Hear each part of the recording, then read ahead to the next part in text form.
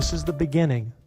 We will pass bills dealing with the immediacy of things that we can address now, but we will be doing this in the next session and the session after that.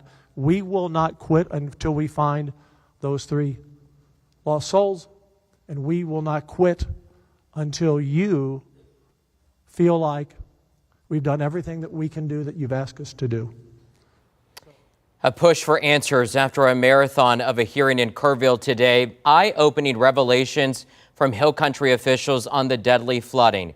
They were pressed by Texas lawmakers who spent the day asking tough questions. Nearly a month after the devastation, lawmakers are trying to figure out what happened, while also focused on making sure this doesn't happen again. 13 hours later, the hearing is still going on. Here's a live look right now, as today we got a better idea of the timeline of the tragedy and the response that followed. For hours, local officials were in the hot seat. Here are some of those moments. You said at 3:30, after 3:27, when what's the crossing called?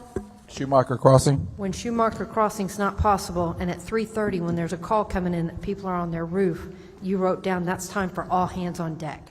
Correct. But you didn't wake up till 4:20. The judge is in Lake Travis, and the emergency manager is sick. You had money in your budget to fund an alert system, but yet you chose not to. We had tried since 2016, when I came on this board, to create a flood warning system in Kerr County repeatedly, year after year after year. I don't know where you were on day 1 on July 4th, but you should have been here.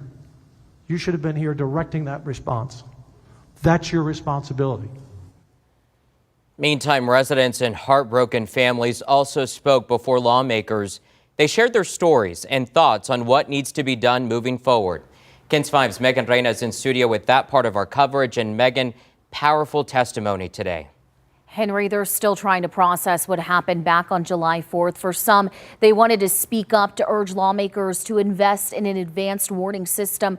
Others speaking out to push for funding for recovery and rebuilding. Well, I lost 27 people that I knew. And we recovered a total of 10 people on the property.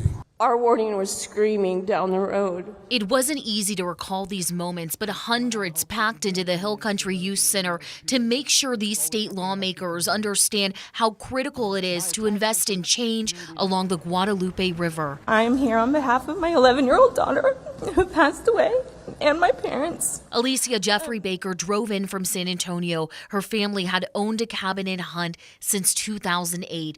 She shared the moment she waited at Ingram Elementary School for answers on where they were. I waited there for over 12 hours for news, and literally no one could tell you anything at all.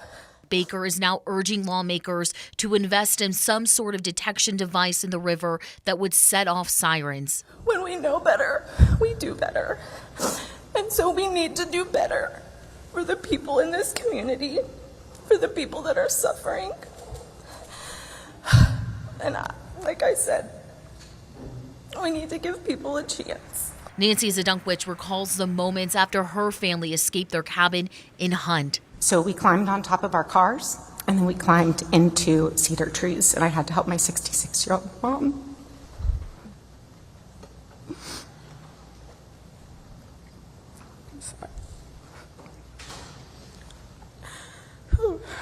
Our cars floated away soon after that.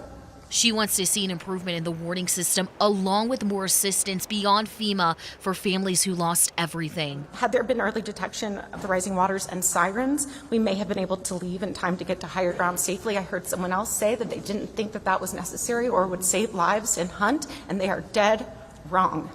And frankly, that's offensive.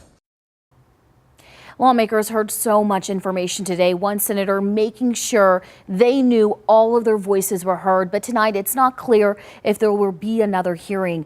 2 people do remain missing in Kerr County tonight. Henry?